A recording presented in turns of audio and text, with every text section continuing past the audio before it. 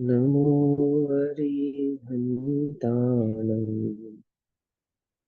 नमो सिद्धाणं नमो आयुर्याणं नमो अध्यायाणं नमो लोये सवसाहुणम्।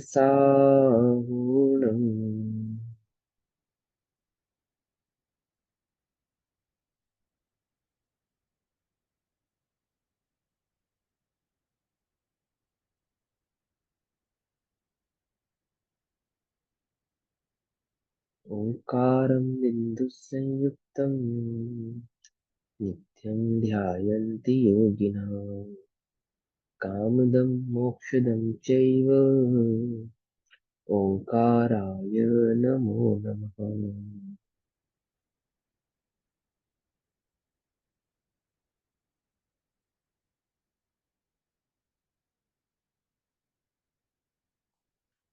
मंगलम भगवान वीरो मंगलम गौतमो गणे मंगलम कुंद कुंदाद्यो जैन धर्मोस्तु मंगलम सर्वमंगल मांगल्यम सर्वकल्याणकारकम प्रधानां सर्वधर्माणां जैनं जयतु शाश्वतम्।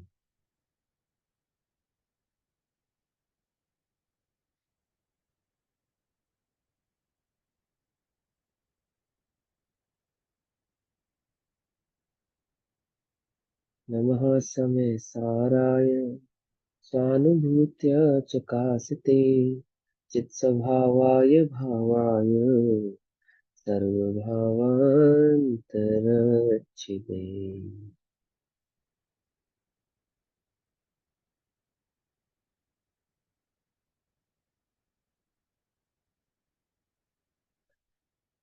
हमारा दोपहर की कक्षा का स्वाध्याय समय सारणी ग्रंथ का चल रहा है और समय सारणी ग्रंथ में गाथा नंबर 4, गाथा नंबर 4 का स्वाध्याय हमारा चल रहा है। मैं गाथा पढ़ूंगा।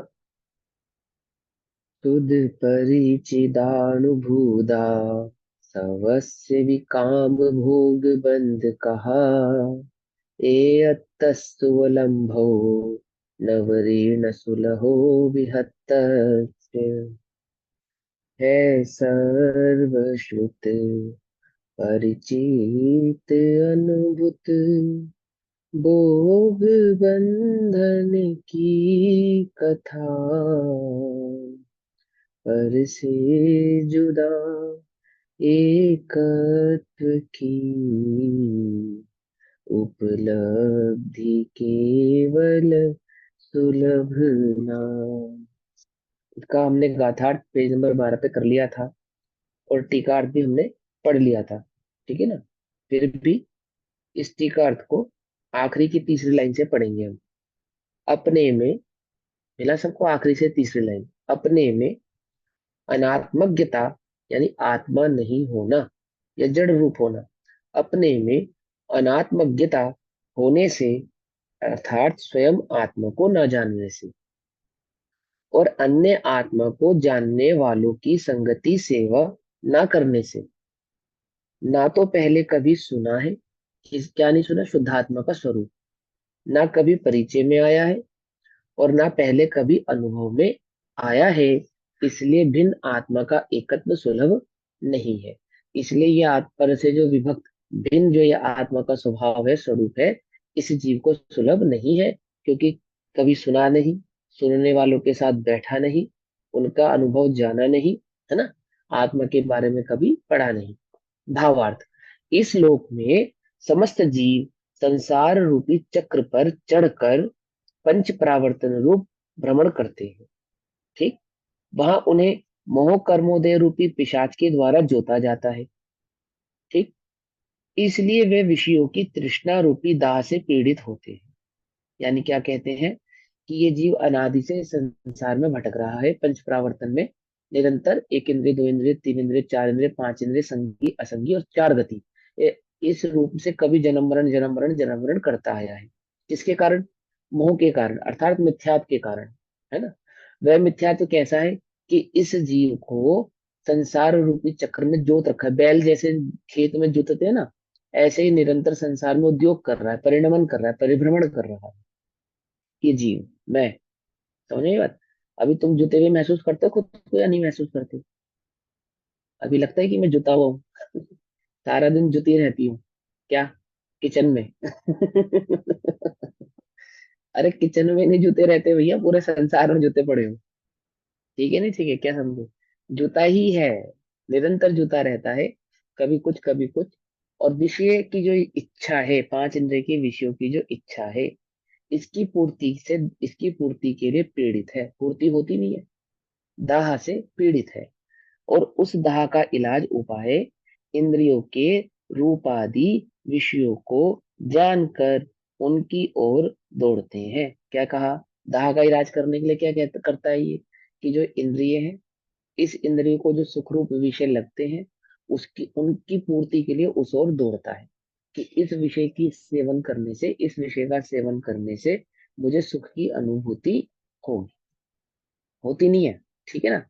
परस्पर विषयों, इंद्रिय रूपी विषयों की जानकर उनकी ओर दौड़, तथा परस्पर भी विषयों का ही उपदेश करता है कि फला विषय की प्राप्ति कैसे होवे, अथवा उसकी प्राप्ति में मुझे किस प्रकार का सुख का अनुभव हुआ, और भविष्य में मैं किस प्रकार से उसके सुख का अनुभव कर सकता हूँ। इस प्रकार का ही परस्पर में आचार्य यानी विषयवाद में वो आपस में इसी प्रकार की चर्चा भी करता है। ऐसे ही लोगों के साथ बैठता है, ठीक है ना। जैसे यहाँ लिखा ना, ना तो पहले कभी सुना है, आत्मा तो कभी सुना नहीं है, विषय भोगों की बात हमेशा सुनी है। ना पहले कभी परिचय में आया है, और विषय भोगों की बातें हमेशा सेवा में ही आई है। और आत्मा को जानने वालों की संगति भी नहीं की, सेवा भी नहीं की, लेकिन विषयों को जानने वालों की सेवा भी की है, और उनकी संगति भी की है, ठीक है ना। और ना पहले कभी अनुभव में आया है, परंतु विषय की सुख, विषय सामग्री का अनुभव तो निरंतर इस जीव को बना हुआ है। इस प्रकार काम तथा भोग की कथा तो अनंत बार सुनी, ठीक है ना। काम माने विषय होता है, और भोग माने उनको भोगने की जो इच्छा होती है, विषय वासना, ठीक है ना। तो पांचों इंद्रियों के सेवन को ही काम कहते हैं। काम माने इच्छा, और विषय माने पूर्ति करने की जो चाह होती है हमारी। इस प्रकार काम तथा भोग की कथा तो अनंत बार सुनी, परिचय में प्राप्त की, और उसी का अनुभव किया है। इसलिए वह सुलभ है, इजी है, आसान है, समझ में आ जाती है बिल्कुल, झट समझ में आ जाती है कि फला उपाय करोगे तो तुम्हारे को फला सुख की प्राप्ति होगी, झट समझ में आ जाता है। मंदिर जाऊं अपने आत्म कल्याण के लिए समझ में नहीं आता है, पर मंदिर जाऊं तो दुकान अच्छी चलेगी, झट समझ में आ जाता है। समझ में नहीं समझ, है ना। आत्मा की ध्यान करने से, आत्मा के कर्मों की निर्जरा करूंगा तो मुझे शाश्वत सुख की प्राप्ति होगी, नहीं समझ में आता, है ना। लेकिन क्या, पुत्र हो जाएगा, छत्र चढ़ाने से पुत्र की प्राप्ति हो जाएगी, अथवा धर्म करने से धन की प्राप्ति हो जाएगी, झट समझ में आ जाती है बात, एक सेकंड नहीं लगती समझने में। क्या, समझे नहीं समझे? तो कोई निरंतर कोई उपाय भी बतावे संसार में, तो कौन सा उपाय बहुत जल्दी समझ में आता है? जादू टोना टोटका जल्दी समझ में आ जाता है। क्यों समझ में आ जाता है? धर्म समझ में नहीं आता, समझ नहीं आता। मिथ्यात्वी उपाय जल्दी समझ में आ जाते हैं। कर्ता कर्म जल्दी समझ में आ जाता है, क्या समझ में नहीं आता? अकर्ता स्वभाव जल्दी समझ में नहीं आता, ज्ञाता स्वभाव समझ में नहीं आता, जगत का परिणमन पुण्य के अधीन है, समझ में नहीं आता। क्या समझ में आता है? मेरे करने से होगा, ये समझ में आ जाता है। मैं नहीं करूंगा तो कैसे होगा, ये तो समझ में आता है। पर मैं जगत का कर्ता नहीं हूँ, ये समझ में नहीं आता। कुछ बात समझ में आ रही है या नहीं आ रही है? सुलभ, सुलभ क्या कहते हैं? अनुभव किया है इसलिए वह सुलभ है। काम भोग बंधन की कथा सुलभ है। हे भगवान, हे गुरु जी, आशीर्वाद दे दो, क्या आशीर्वाद दे दो? गुरु के आशीर्वाद से मेरे संसार की पुष्टि होगी, समझ में आता है। और गुरु, गुरु ने कहते ही नहीं जो संसार की पुष्टि करते हो, ये समझ में ही नहीं आता। क्या, समझ में ये बात नहीं समझ में? कुछ बात समझ बुद्धि में आती है या नहीं आती है? संसार की पुष्टि, धर्म से संसार की पुष्टि करना चाहता है, ये तो समझ में आता है। और संसार की पुष्टि के भाव को धर्म नहीं कहते, ये समझ में नहीं आता। ये बात समझ में ही नहीं आती, है ना। भोजन करूंगा तो इंद्रियां पुष्ट होंगी, ये समझ में आता है। और भोजन से इंद्रियां पुष्ट नहीं होती, आयुष कर्म से जीव जन्म मरण को प्राप्त होता है। ये बात समझ में नहीं आती, है ना। उसने मुझे बुरा कहा, इसलिए मेरा बुरा हो गया, नजर लग गई, नजर, नजर लग गई, ये समझ में आता है। और किसी की नजर लग नहीं सकती, उदयाधीन है सारी वस्तुओं का परिणमन। ये समझ में, क्या, अरे बोलो ना, नहीं आता। काला धागा बांधेंगे तो बच्चा स्वस्थ रहेगा, समझ में आता है। है। और अपने जो स्वयं किए जो कर्म शुभाशुभ फल निश्चय ही वे देते, ये बात समझ में नहीं आती। पकड़ में आई बात, नहीं समझ, सुलभ का मतलब समझ में आ रहा है मैं क्या समझाना चाह रहा हूँ आपको। सब में लगाओ, हर चीज में लगाओ, धर्म क्षेत्र में भी, कर्म क्षेत्र में भी, संसार में भी, जीवन में भी, क्या समझ में आता है। वो मेरे दुख का कारण है, ये समझ में आता है। मेरा मोह, मेरा मिथ्यात्व मेरे दुख का कारण है, ये समझ में नहीं आता है। मैं अपने ही मिथ्यात्व से दुखी हूँ, अपने ही मोह से दुखी हूँ, ये बात समझ में नहीं आती। क्या समझ में आती है, कि वह मेरे दुख का कारण है। वह अपने आप को बदल लेवे, अथवा मैं उसे बदल दूं, तो क्या होगा, मुझे सुख हो जाएगा। बच्चे मेरे आधीन रहें, और कोई नहीं आधीन किसी के, सभी सदा स्वाधीन हो, ये बात समझ में नहीं आती, है ना। तो क्या कहते हैं, अनुभव किया है, इसलिए वे कैसा है, सुलभ है। कर्ता कर्म सुलभ है, एकत ममत कर्तव्य भोक्ता सुलभ है, समझ में आ रहा है तुमको। सुलभ है मतलब उनकी प्राप्ति सुलभ है, ऐसा नहीं, ऐसा नहीं। सुलभ है अर्थात वह बात समझ में आती है, यह सुलभ है। भोगों में सुख है, ऐसा समझ में आता है, ये तुम्हारे लिए सुलभ है। ठीक है ना, बताएगा ना 12 भावनाओं में एक भावना क्या है, कि धन कन कंचन राज सुख सभी सुलभ कर जान, और दुर्लभ है संसार में एक यथार्थ ज्ञान, है ना। तो ये बात समझ में नहीं आती। दुर्लभ है संसार में एक यथार्थ ज्ञान, ये बात समझ में नहीं आती। क्या समझ में आती है, बाप बड़ा ना भैया, सबसे बड़ा रुपया, ये बात समझ में आती है ना। किंतु सर्व पर द्रव्यों से भिन्न, सभी सभी पर पदार्थों से, पर द्रव्यों से भिन्न एक चैतन्य चमत्कार स्वरूप अपने आत्मा की कथा का ज्ञान अपने को तो अपने से कभी नहीं हुआ, कभी नहीं हुआ। क्या नहीं हुआ, ये क्या नहीं सुलभ है, एक यथार्थ ज्ञान, ये मैं चैतन्य स्वरूप भगवान आत्मा हूँ। ये बीच में आप सबको भी आवाज आ रही है, जैसे घंटी बजती है ऐसे आवाज आती है, कैसे आ रही है, ये क्या आ आ रही रही है, है। कोई कैसे आ अनम्यूट रही है, है। कोई अनम्यूट होगा, उसकी डोरबेल बज रही है शायद। नहीं नहीं नहीं, ये कुछ सॉफ्टवेयर पहले में ही, पूनम जी थे, तभी बज। जूम, जूम पे ही है कुछ, जूम में कुछ है। चलो सुनो, क्या कहते हैं, कि किंतु सर्व पर द्रव्यों से भिन्न, सभी पर द्रव्यों से भिन्न। पर द्रव्यों में कौन कौन से द्रव्य आ गए, देखो, जीव से भिन्न तो धर्म धर्म आकाश काल, ये तो आ ही गए, है ना। और यहाँ तत्व की अपेक्षा से देखें तो 8 कर्म, 9 कर्म, है ना, द्रव्य कर्म, 9 कर्म और भाव कर्मों से भिन्न। किंतु सर्व पर द्रव्यों से भिन्न, द्रव्य कर्म और 9 कर्म लगाएंगे यहाँ पे, भिन्न एक चैतन्य चमत्कार स्वरूप, चैतन्य चमत्कार स्वरूप अर्थात चैतन्य, चैतन्य स्वभाव वाला, है ना, ज्ञान दर्शन स्वभाव वाला। इसको चमत्कार क्यों कहा, चमत्कार जी इसकी विशेषता बताने के लिए कह रहे हैं, कि अन्यों में नहीं है ना वो, जो कहीं नहीं पाई जावे और एक में पाई जावे, उस अपेक्षा से इसको चमत्कार स्वरूप कह रहे हैं। और कहीं नहीं है ये, अरे भैया ये चमत्कार तो बस यहीं देखने को मिलेगा, और कहीं देखने को नहीं मिलेगा। ये जो कभी पहले नहीं देखा, ऐसे वस्तु को देखना, ऐसे परिणमन को देखना चमत्कार लगता है ना। तो वो चैतन्य चमत्कार, चैतन्य की दृष्टि कभी नहीं करी, ऐसा चमत्कार स्वरूप अपने आत्मा की कथा का ज्ञान, अपने आत्मा की कथा का ज्ञान अर्थात अपने आत्मा का स्वभाव, अपने आत्मा का ज्ञान, अपने आत्मा के गुण, अपने को तो अपने से कभी नहीं हुआ, कभी प्राप्त ही नहीं हुआ, कभी सुना ही नहीं, है ना। और जिन्हें वह ज्ञान हुआ है, जिन्हें उस आत्मा की उपलब्धि हुई है, आत्मा की प्राप्ति हुई है, जिन्होंने उस आत्मा को जाना है, उनकी कभी सेवा नहीं की, अर्थात सेवा नहीं की अर्थात संगति नहीं की। सेवा अर्थात संगति, ठीक है ना। सेवा मतलब हाथ पैर दबाना नहीं, सेवा मतलब हाथ पैर दबाना नहीं होता। सेवा माने होता है संगति करना, संगति करना, है ना, उसका अच्छा लगना, उसका अच्छा लगना। इसलिए उसकी कथा ना तो कभी सुनी, किसकी कथा, उस आत्मा की, क्योंकि जिनकी जो उस आत्मा को जानते थे उनके साथ बैठता तो उस आत्मा की कथा भी सुनता। ठीक है ना, किसकी कथा ज्यादा सुनी है? जन्म पत्री देखने वाले पंडित जी की बात तो 1000 बार सुनी क्या? आत्मा को जानने वाले पंडित जी की बात कभी नहीं सुनी, है ना? और क्या, सुबह सुबह शरीर का स्वास्थ्य, शरीर विज्ञान बताने वाले रामदेव बाबा की बात तो 1000 बार सुनी क्या?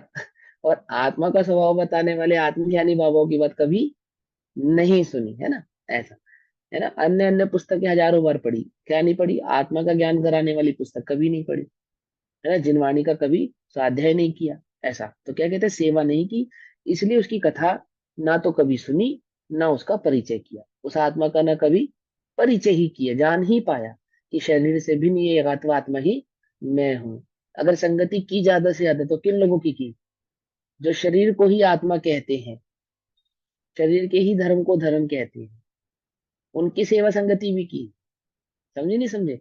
और शरीर से भी ने ज्ञाता दृष्टा स्वभाव वाला आत्मा है जो प्रका करता नहीं है, उसकी बात कभी नहीं सुनी और ना उसका अनुभव ही किया। अब जब बात ही नहीं सुनी, कभी उसका परिचय ही नहीं किया, तो उसका अनुभव कैसे करता?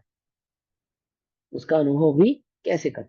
इसलिए उनकी प्राप्ति सुलभ नहीं, दुर्लभ है। दुर्लभ है संसार में, है ना? दुर्लभ है।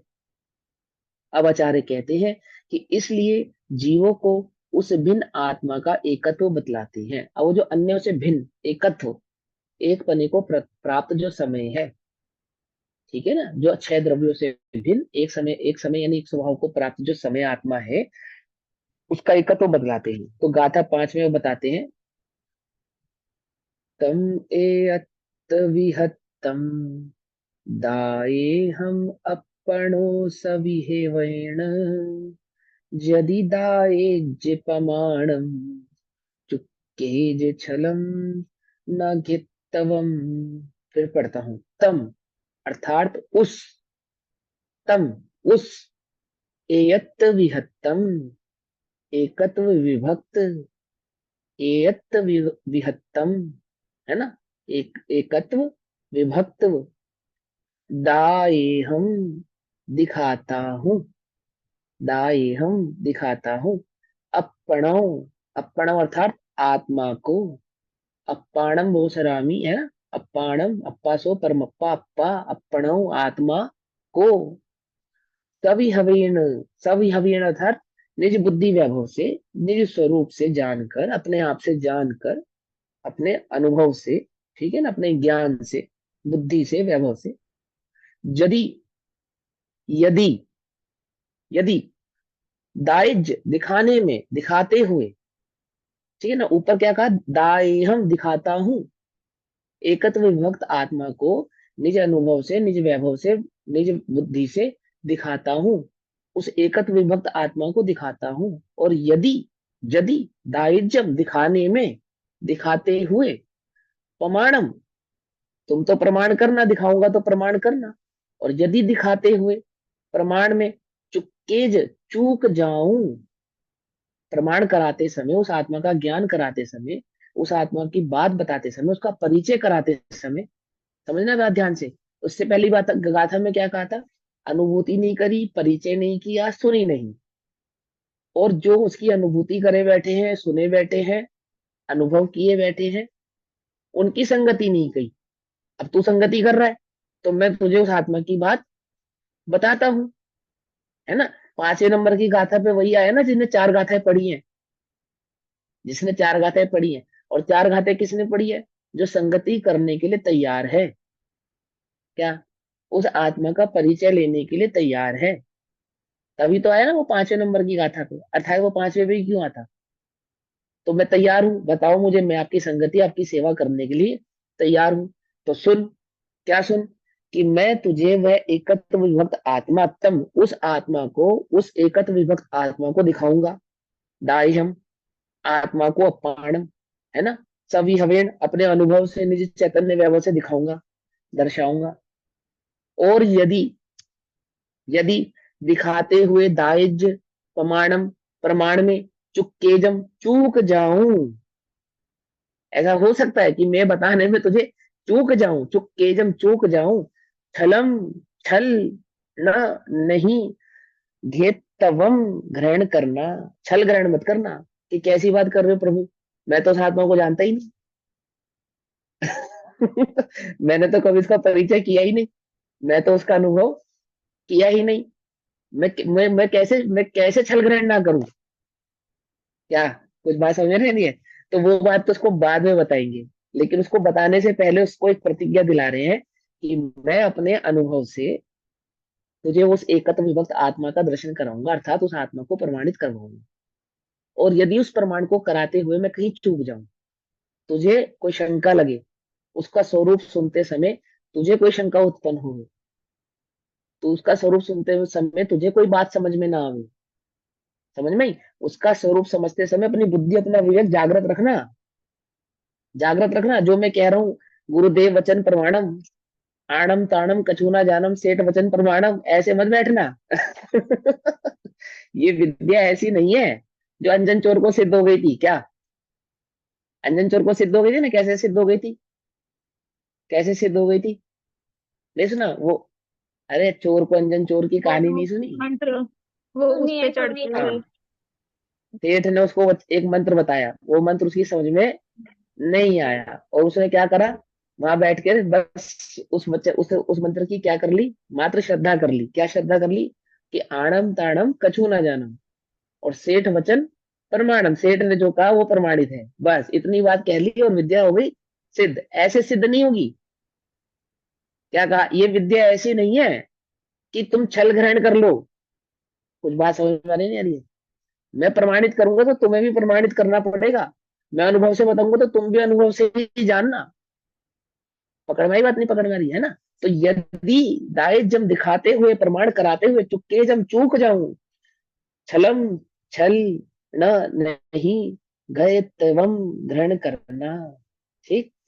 तम एहत विहतम दाये हम अपनौ सविहवेन, यदि दाये जिपमाणम चुक्केज छलम न घेत्तवम। हिंदी में लिखा नीचे, दर्शाऊं एक विभक्त को आत्मा तने निज विभव से, है आत्मा में आहा निज विभव से, दर्शाऊं तो करना प्रमाण, न छल ग्रहो स्खलना बने। यदि मैं बताते हुए कहीं स्खलित होने लगूं, तो चूक मुझसे होने लगे, तो तुम छल ग्रहण नहीं करना। ठीक है ना? जागृत रहना, जागृत रहना। ठीक, आप सुनते हैं, आगे पढ़ते हैं। इसमें क्या कहते हैं? गातार्थ करेंगे। गातार्थ संस्कृत में किया है, नीचे संस्कृत में लिखा ना, प्राकृत के नीचे संस्कृत में। जिनके पास पुस्तक है वो देख सकते हैं, हमेशा जी ग्रंथ है ना जिनके पास।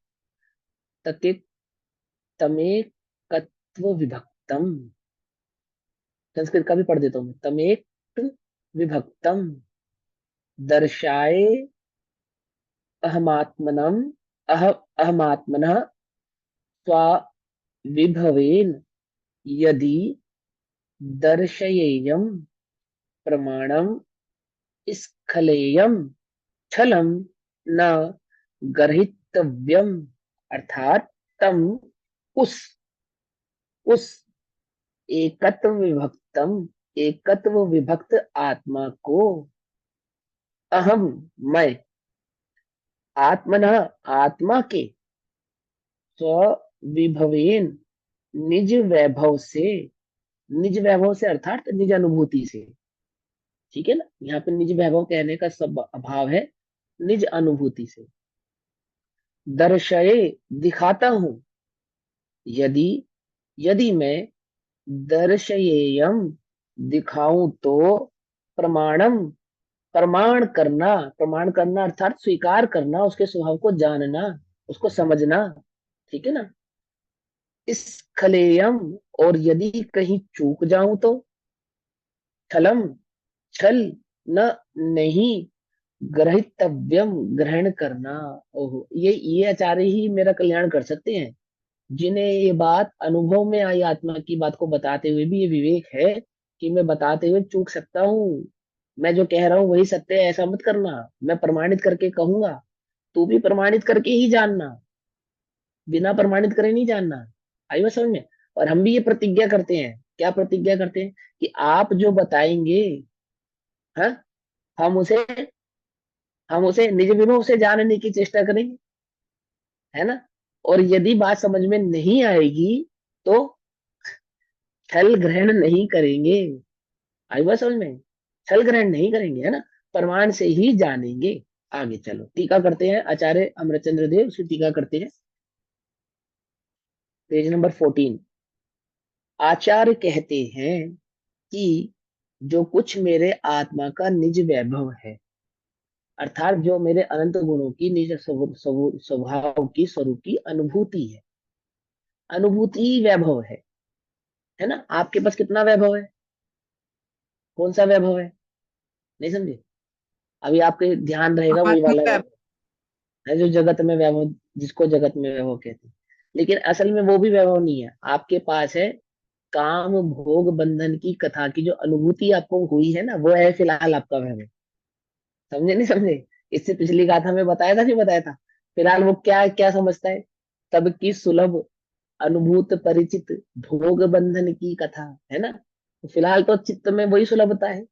और आचार्य क्या कहते हैं, मेरा जो निज आत्मा का वैभव है, अर्थात आत्मा का जो अनुभव है, उसका स्वरूप जो मैंने जाना है ना, जो तुम नहीं जानते, वो वैभव तुम्हारे पास नहीं है। वो वैभव भैया, किसके वो पास भी है? वैभव नहीं है ना, वो तो हमने भूल से मान रखा है। वो हाँ वैभव, वो तो असली है ही वैभव। नहीं, हाँ हाँ वो तो है ही नहीं, वो तो है ही नहीं, वो तो उसकी बात हो ही गई।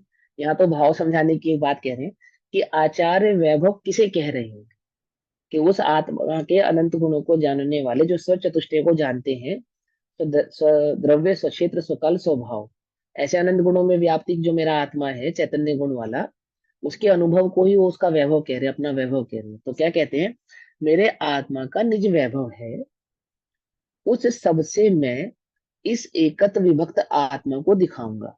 ठीक है, मैंने अपने अनुभव से जो जाना, केवली द्वारा जो जाना, केवली श्रुत केवली आदियों द्वारा जानकर प्रमाणित कर कर उस आत्मा का मैंने अनुभव किया है, वही मेरा वैभव है, वही मेरी पूंजी है। ठीक है ना। और वो सारी पूंजी समेट कर, क्या, अपने उस सारे ज्ञान को समेट कर, उस सारे ज्ञान के द्वारा, प्रमाण का जो मुझे ज्ञान हुआ, वस्तु का जो मुझे ज्ञान हुआ, वस्तु के स्वभाव का मुझे जो ज्ञान हुआ, जो मैंने केवलियों के द्वारा जाना, शुद्ध केवलियों के द्वारा जाना, परंपरा से प्राप्त किया और अनुभव किया, उस सारे अनुभव को समेट कर, ठीक, मैं क्या करूंगा, मैं मैं सबसे, सबसे उस वैभव से, उस अनुभव से, उस ज्ञान से मैं उस एकत्व विभक्त आत्मा को दिखाऊंगा, उस आत्म स्वरूप को बताऊंगा, उस आत्म स्वरूप का तुम्हें दर्शन कराने की चेष्टा करूंगा, तुम्हारे सामने आंवले की भांति लाके रख दूंगा। क्या, क्या समझे? वह जो रूपी आत्मा है, उसके दर्शन कराऊंगा तुमको, क्या? समझे नहीं समझे? अनुभव से, अपने अनुभव से, ऐसा मैंने व्यव व्यवसाय उद्यम निर्णय किया है। व्यवसाय यानी ऐसा मैंने निर्णय किया है, उद्यम किया है, उद्योग किया है। ठीक है ना, कि मैं ऐसा प्रण लेता हूँ, ऐसा अथवा ऐसा व्यवसाय करता हूँ, उद्यम करता हूँ, पुरुषार्थ करता हूँ। ठीक है ना। उद्यम, निर्णय, व्यवसाय, पुरुषार्थ, है ना, ये एक अर्थवाची, इसलिए सारे नाम ले रहा हूँ मैं, जो आपको समझ में आ जाए वही अर्थ निकाल लेना। ऐसा मैंने व्यवसाय उद्यम निर्णय किया है, पुरुषार्थ किया है। कैसा है मेरे आत्मा का निज वैभव? कैसा है वह आत्मा जिसको मैं दर्शाने वाला हूँ, उस निज वैभव से कैसा है? इस लोक में प्रकट समस्त वस्तुओं का प्रकाशक, और इस लोक में प्रकट समस्त वस्तुओं का प्रकाशक मतलब स्वपर प्रकाशक, ये पर को भी जाने स्व को भी जाने प्रकाशक, और स्यात यानी अनंत धर्मात्मक होने के कारण स्यात पद की मुद्रा वाला जो शब्द ब्रह्मा, अरहंत का परमागम, उसकी उपासना से जिसका जन्म हुआ है, अर्थात केवली के द्वारा बताए गए नाम, नय, निक्षेप, प्रमाण आदि, न्याय आदि, है ना, और क्या नाम है, नय आदि, वो जो शब्द ब्रह्म है ना, यानी कि द्वादशांग के द्वारा, केवली की वाणी के द्वारा, शुद्ध केवलियों के द्वारा जिसका जन्म हुआ है, अर्थात जिन्होंने उसको प्रकट किया है, बताया है। ठीक है ना। तो शब्द ब्रह्म, अरहंत का परमागम, अर्थात द्वादशांग, उसकी उपासना से, अर्थात उसका स्वाध्याय करने से, उसका निर्णय करने से। उपासना माने स्वाध्याय करना, उसका निर्णय करना, ठीक है ना। उपासना से जिसका जन्म हुआ है। आहा, आपको पता है उसमें क्या लिखा है आदि पुराण में, आचार्य जैसे जिन सेनाचार्य ने क्या लिखा कि स्वाध्याय करने वाले मुनियों को, है ना, स्वाध्याय करने वाले मुनियों को ध्यान की प्राप्ति अनायास ही हो जाती है, यानी आपो आप ही हो जाती है, करना नहीं पड़ती, करना नहीं पड़ती। और यही बात यहाँ लिखी है, यही बात यहाँ लिखी है। क्या कहते हैं वो, कि जो शब्द भ्रम यानी अरहंत का जो दिव्य ध्वनि, दिव्य ध्वनि के बाद अरहंत का परमागम यानी दिव्य ध्वनि से जो आगम यानी कि द्वादशांग जो हमारे पास आया, उसकी उपासना अर्थात उसका स्वरूप जानने से, उसका स्वाध्याय करने से, उसके उसको एकाग्र करने से, चिंतन चिंतन में उसको बार बार दोहराने से, उपासना से यानी उसका निर्णय करने से जिसका जन्म हुआ है, तेरा पुरुषार्थ तो एकमात्र, पंडित टोडरमल जी की लैंग्वेज में कहेंगे तो क्या कहेंगे, क्या है, तत्व निर्णय करना है। तत्व निर्णय करना है। और वह तत्व निर्णय कैसे करेगा, तत्व के स्वभाव को जानेगा, उनके स्वरूप को जानेगा, उसका निरंतर चिंतन करेगा, निरंतर उसका स्वाध्याय करेगा, तेरा पुरुषार्थ तो। और उस पुरुषार्थ के बल पर क्या होने वाला है, आत्मानुभूति सम्यक प्रकट दर्शन। करने का। हाँ, सम्यक दर्शन प्रकट करने का, आत्मानुभूति प्रकट करने का तो एकमात्र पुरुषार्थ तेरा तत्व चिंतन ही करना है, तत्व निर्णय करना है। और आचार्य भी कह रहे हैं कि उसी तत्व की उपासना करने से, उसी जिनवाणी की उपासना करने से, परम गुरु द्वारा बताए गए मार्ग का निर्णय करने से जिसका जन्म हुआ है, अर्थात मेरी अनुभूति का जन्म हुआ है, आत्मानुभूति प्रकट हुई है। पकड़ना ही बात, कोई कंफ्यूजन तो नहीं है ना, इजी है ना। मुश्किल लगे तो भैया बता देना, हम और उसको और लाइट करने की कोशिश करेंगे। उपासना से जिसका जन्म हुआ है, ठीक है ना, हुआ है। स्यात का अर्थ कथनचित है, मैंने वो जो वस्तु स्वरूप को जिसने द्रव्य गुण पर्याय समेत जाना है, तो पर्याय की अपेक्षा से जाना है, द्रव्य की अपेक्षा से जाना है, गुण की अपेक्षा से जाना है, किसको, वस्तु को। तो प्रमाण से जाना है और नय से जाना है। किसको जाना है, वस्तु को जाना है। वस्तु कौन है वो बाजार में मिल रही है, वहां से खरीद के लानी है क्या। निज स्वभाव, निज चैतन्य व स्वभाव को जाना है, वो वस्तु यानी इस आत्मा को जाना है।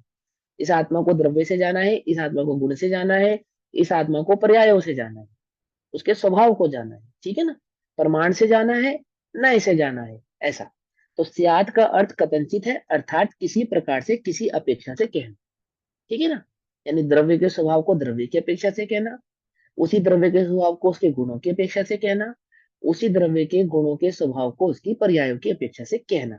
आपका कहना और हमारा समझना, है ना। कहना अर्थात आगम में जो उसका स्वरूप कहा और उसको कहे हुए स्वरूप को हमने समझा, नाम ने निक्षेप प्रमाण आदि के द्वारा उसको भली प्रकार से समझा, भली प्रकार से उसका निर्णय किया, कहना। परमागम को, परमागम को यानी कि जो द्वादशांग है, जिनवाणी है, अर्थात अध्यात्म है, आत्मा की अनुभूति बताने वाले जो आगम है ना, या दिव्य ध्वनि है, ऐसा परमागम को शब्द भ्रम कहने का कारण यह है कि अरहंत के परमागम में सामान्य धर्मों के वचनागोचर समस्त धर्मों के नाम आते हैं, ठीक है ना। देखो वही सीधी सी बात है जो हमने आपको साधारण भाषा में समझाई, कि वस्तु कैसी है, अनंत गुणात्मक भी है और अनंत धर्मात्मक भी है। तो भगवान की दिव्य ध्वनि में वस्तु के गुण का स्वरूप, धर्मों का स्वरूप आता है ना, उसका स्वभाव बतलाया जाता है। तो अरहंत के परमागम में सामान्य धर्मों के, सामान्य धर्मों के अर्थात सामान्य गुणों के, और वचनागोचर यानी वचन के द्वारा जो कहे जा सके और जो नहीं कहे जा सके, दोनों ही। वचनागोचर यानी वचन के द्वारा कहे जा सके समस्त धर्मों के नाम आते हैं।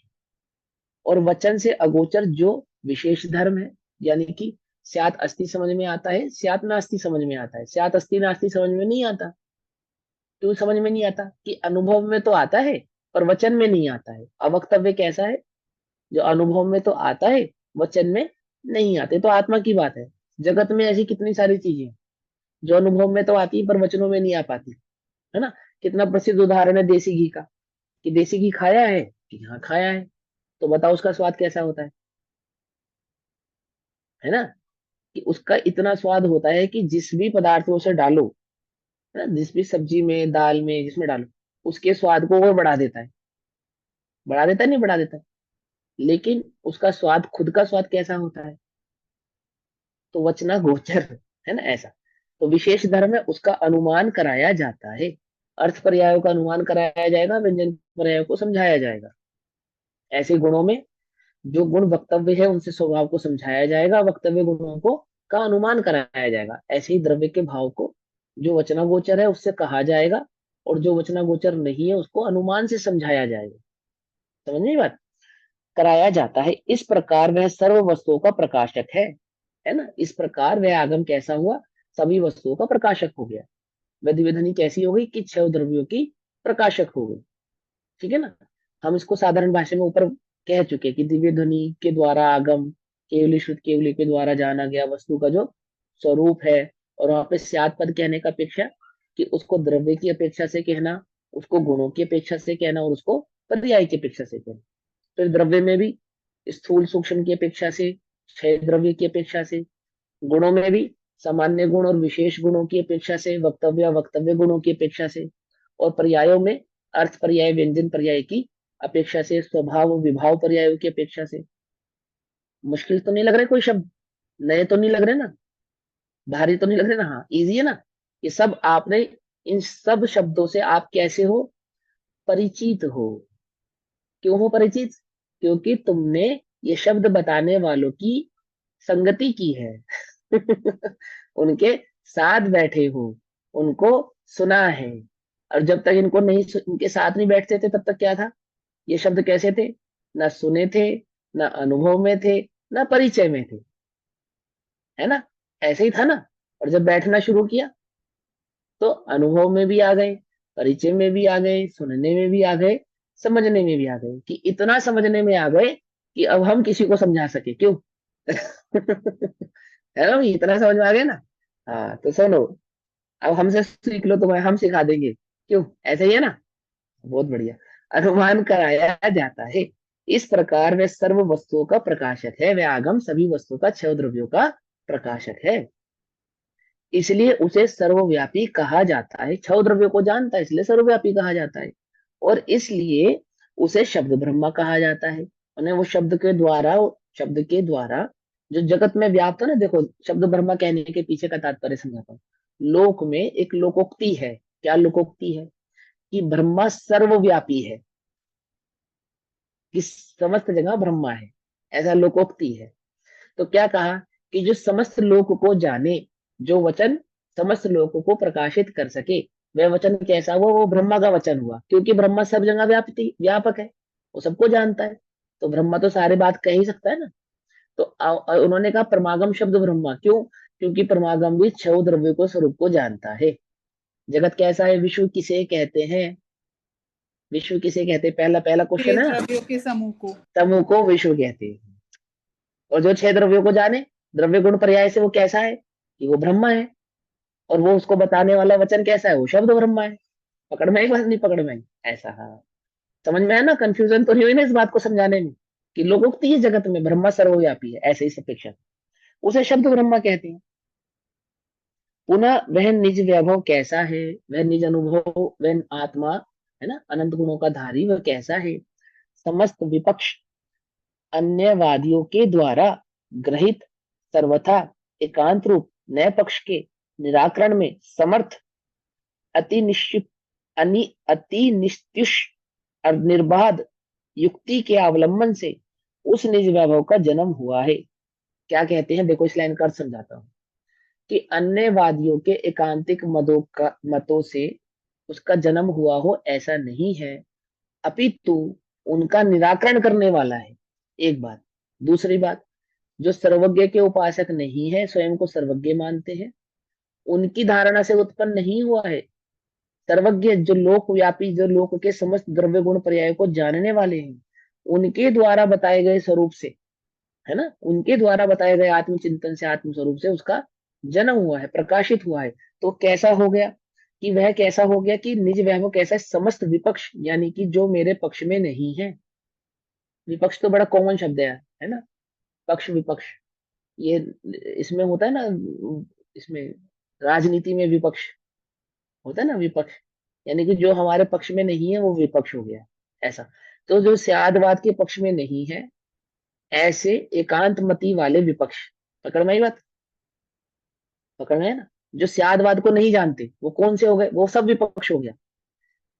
अन्यवादियों के द्वारा ग्रहण किया हुआ एकांत, जो ग्रहण किया हुआ है सर्वथा एकांत रूप, है ना, एकांत जो उनका ग्रहण किया हुआ है, नए पक्ष के निराकरण में नए के द्वारा उसके एकांत मत का क्या किया जा सकता है? निराकरण किया जा सकता है। ठीक है ना? तुम्हारे पास तलवार है और हमारे पास बंदूक है, बोलो भैया कौन जीतेगा? क्या?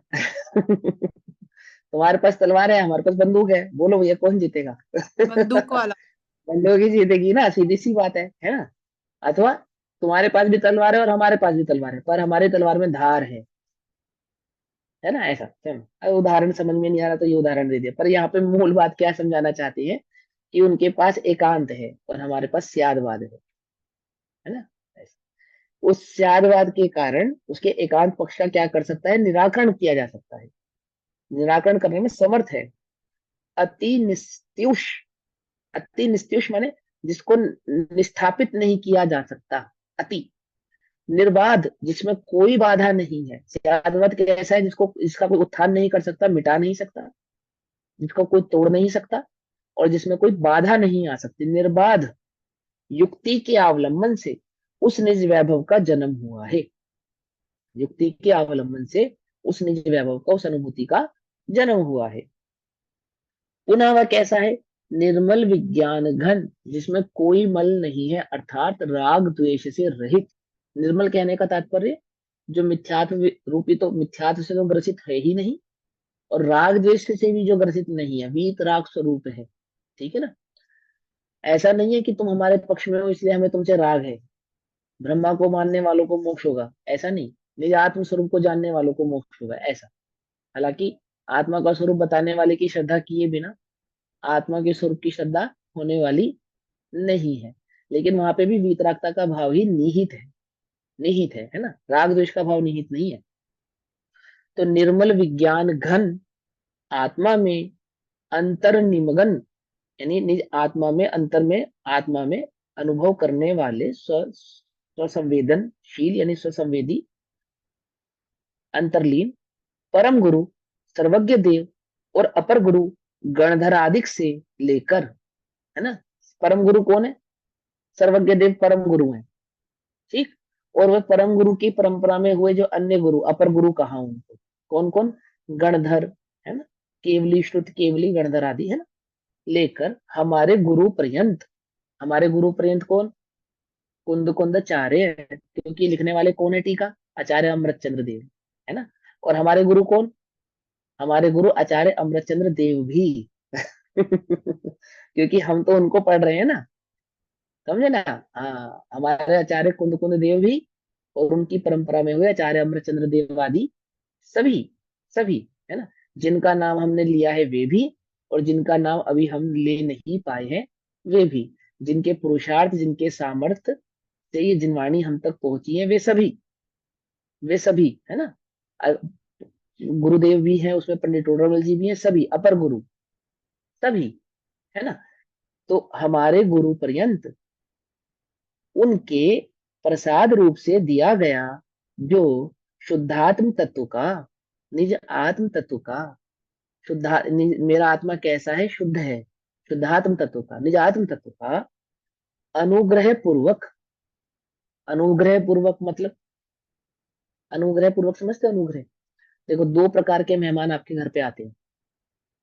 एक मेहमान ऐसे हैं जो आते हैं, ठीक है, और चले जाते हैं। और एक मेहमान ऐसे हैं जो आते हैं और आप नहीं चाहते कि वो जाएं। क्या? है ना, दो प्रकार के ना। एक मेहमान ऐसे हैं जो आते हैं, आपको लगता है कि जाए, पर एक ऐसे भी मेहमान है जो आते हैं परंतु आप नहीं चाहते हैं कि वो जाए। तो जब वो ना जाए उसके लिए आप क्या करते हो? क्या करते हो? अनुग्रह करते हो, नहीं करते उनका?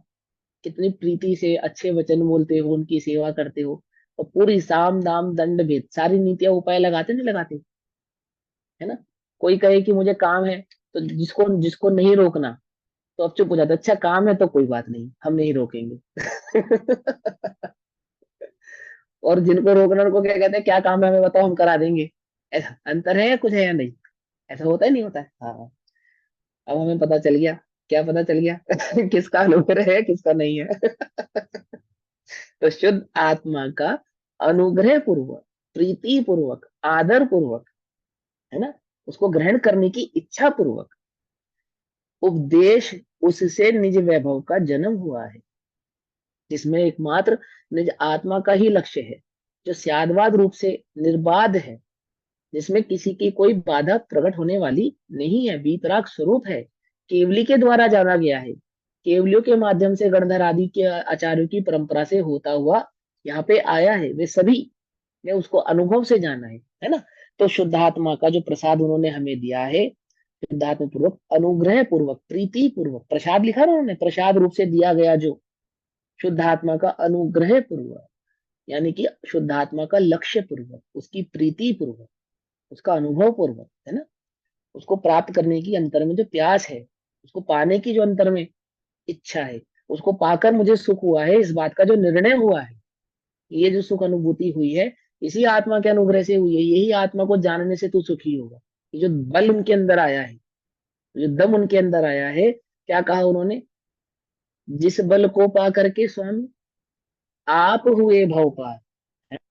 वो है स्वामी उस बल की दरकार, वो बल कहाँ से आया है, निज अनुभूति से आया है ना।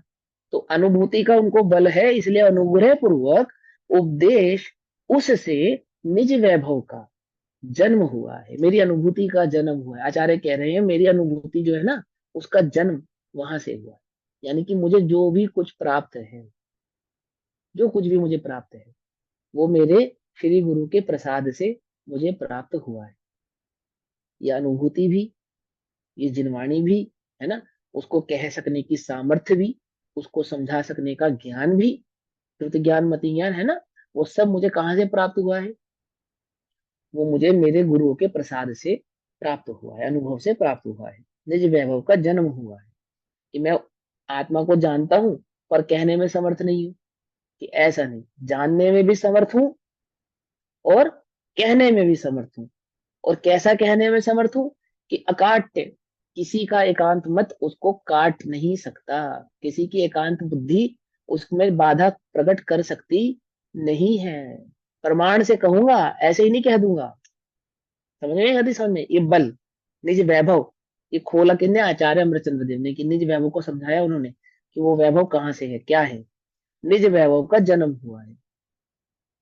पुनः वह कैसा है, निरंतर झरता हुआ, स्वाद में आता हुआ, जो सुंदर आनंद है ना, आत्मा की दृष्टि करने से जो निरंतर आत्मा का आनंद प्रकट हो रहा है। तो निरंतर झरता हुआ, स्वाद में आता हुआ, अर्थात कि निरंतर वीतराग स्वरूप, पर से कोई आसक्ति नहीं, है ना, निज एकत्व का जो अंतर में निर्णय, जो भाव भाषण हुआ, है ना, उसके कारण वो जो झरता हुआ है, वही वही अनुभूति में जो आता हुआ है, उसकी मुद्रा से युक्त, मुद्रा से युक्त है, अनुभूति से युक्त, प्रचुर स्वसंवेदन रूप, प्रचुर स्वसंवेदन रूप, अर्थात निरंतर छठे सातवें गुण स्थानों में झूलते हुए, है ना, या निरंतर निज आत्मा का अनुभव करते हुए, बार बार आत्मा का अनुभव करते, पहले अंतर में जाते डुबकी लगाते, फिर बाहर आके बताते, फिर भीतर जाते फिर डुबकी लगाते, फिर बाहर आके बताते, फिर भीतर जाते फिर डुबकी लगाते, फिर बाहर आके बताते, प्रचुर स्वसंवेदन रूप।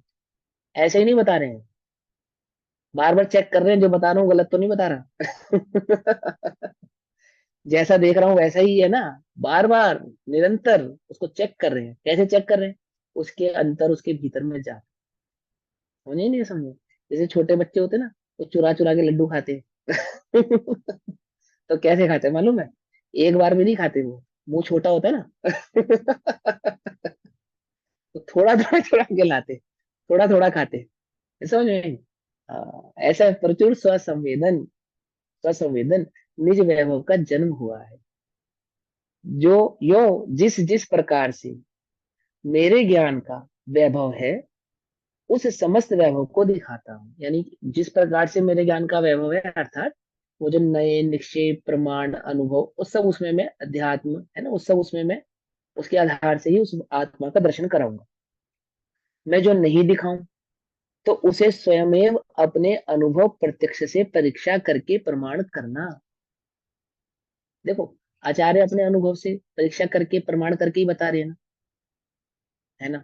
अपने अनुभव से बता रहे हैं, परीक्षा करके बता रहे हैं, प्रमाण करके। तो भी वो आपसे क्या कह रहे हैं कि फिर भी तुम अपने अनुभव से परीक्षा करके, प्रमाण करके, है ना, ऐसा मैंने कह दिया बस ऐसा ही नहीं, भली प्रकार से उसको जानकर, ठीक, और क्या कहना।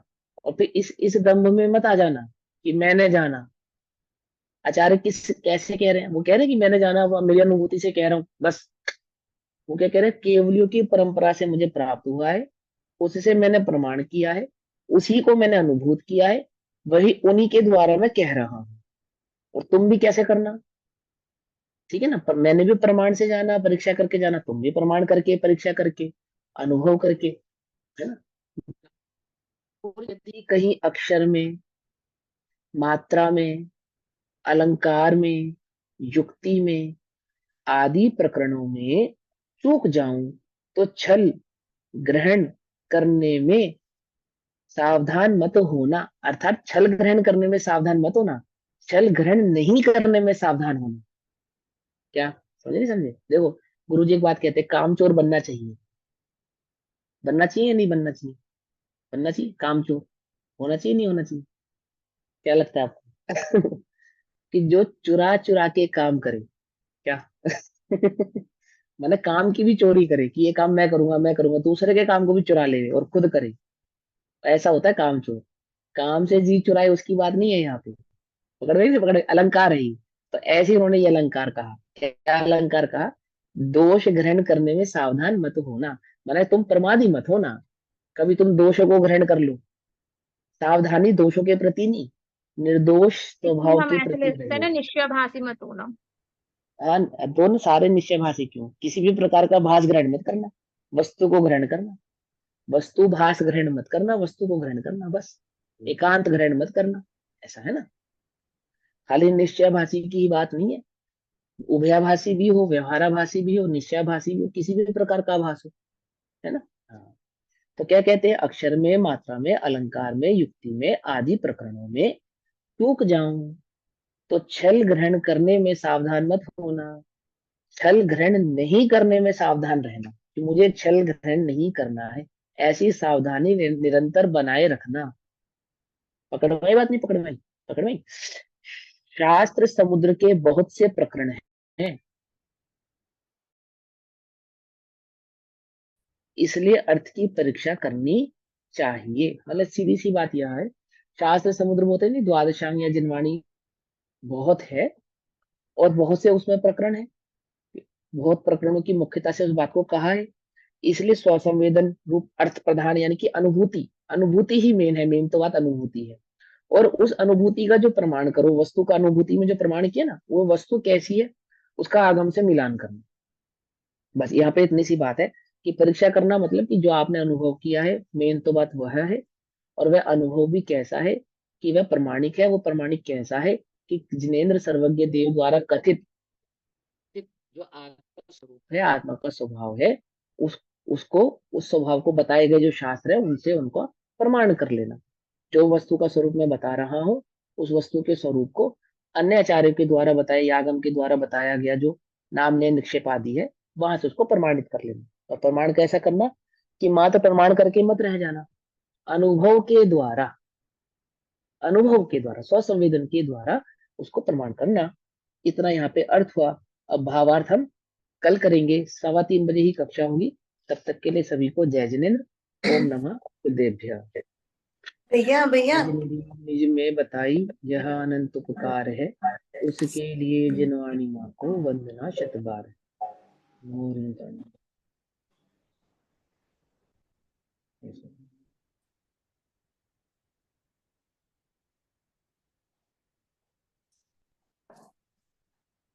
हाँ, रिकॉर्डिंग बंद कर दो, फिर पूछो क्या कहना है। ये अति निस्तुष का मतलब पूछा था आपने, क्या बताया था?